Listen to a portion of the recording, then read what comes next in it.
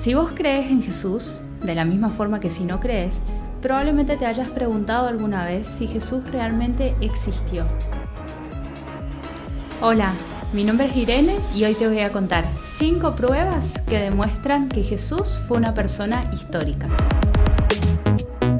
Número 1. 27 documentos del Nuevo Testamento. Sabemos, por el calendario gregoriano que usamos hoy, que Jesús nació en el año 0. En realidad, sabemos ahora que el calendario tenía algunos problemas de cálculo y se pone la fecha de nacimiento de Jesús entre el año 4 y 5 a.C. Los escritores del Nuevo Testamento comenzaron a escribir a partir del año 50 aproximadamente y hasta más o menos finales del primer siglo, o sea, hacia el año 100.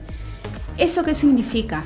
Significa que el tiempo que pasó desde la muerte de Jesús en el año 30 o en el año 33 hasta el momento en el que se empiezan a escribir los libros del Nuevo Testamento es muy corto.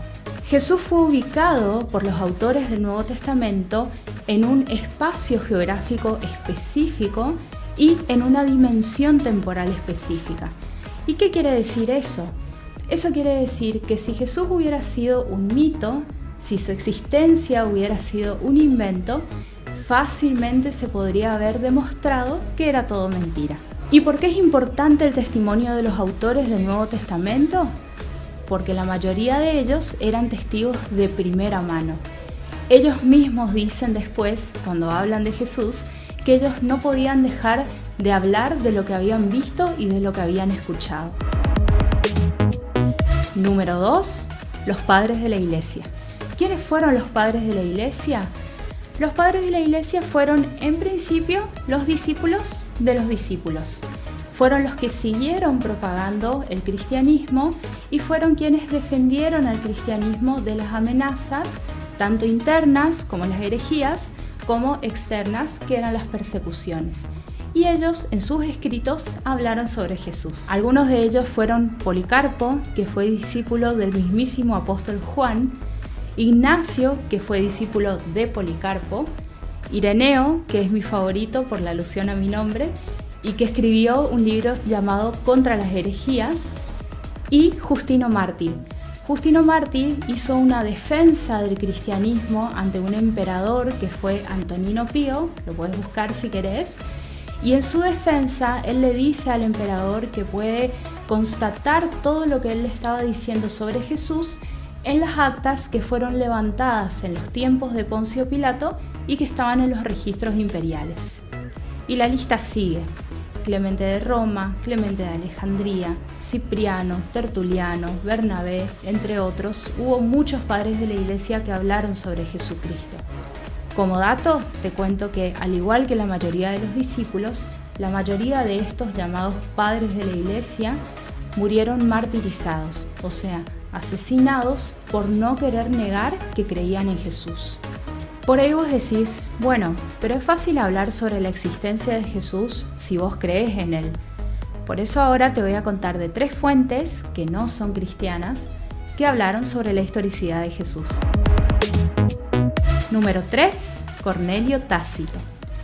Cornelio Tácito fue un historiador romano que habla sobre la historia del emperador Nerón, y al hablar sobre él cuenta cómo los cristianos fueron responsabilizados del incendio que ocurrió en Roma en el año 64.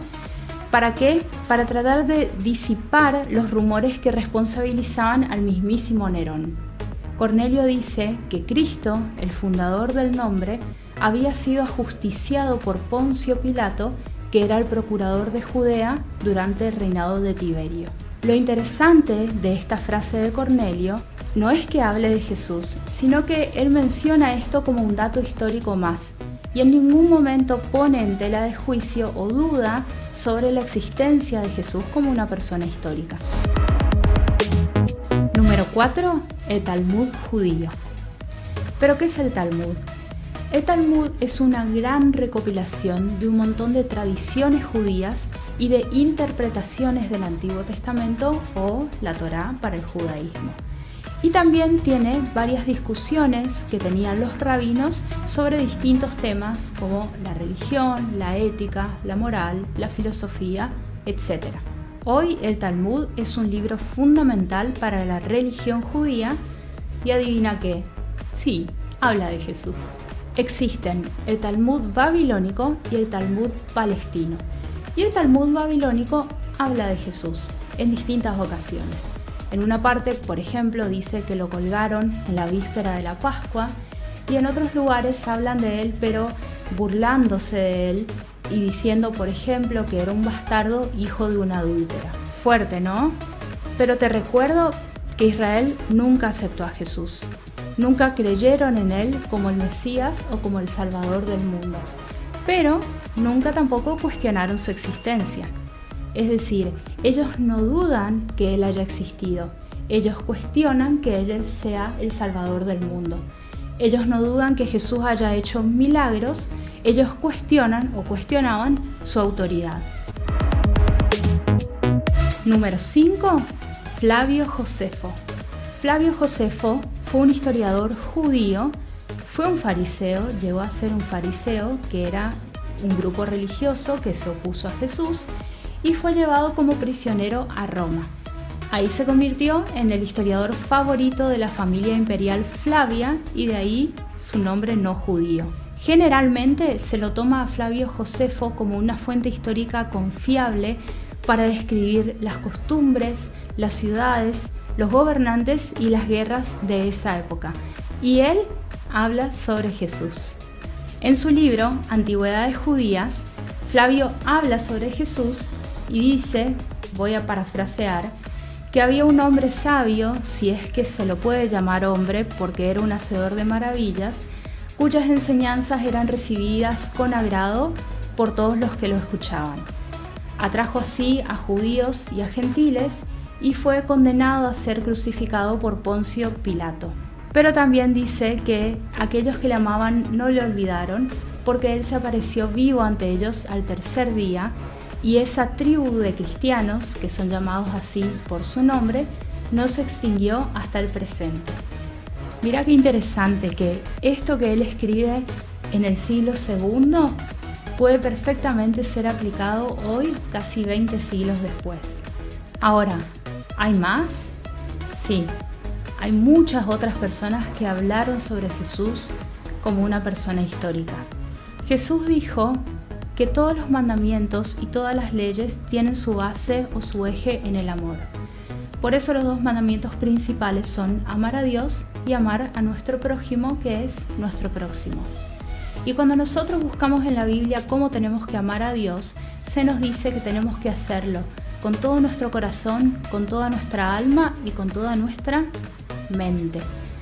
Entonces, amar a Dios no solo involucra nuestros sentimientos y no solo involucra nuestra voluntad, sino que también involucra nuestro intelecto. Por eso, no dejes a tu mente fuera del juego. Si Dios nos creó a imagen y semejanza suya, y Él puso en su diseño perfecto un cerebro dentro de nuestras cabezas, es para que lo usemos. Muchas gracias por ver este video.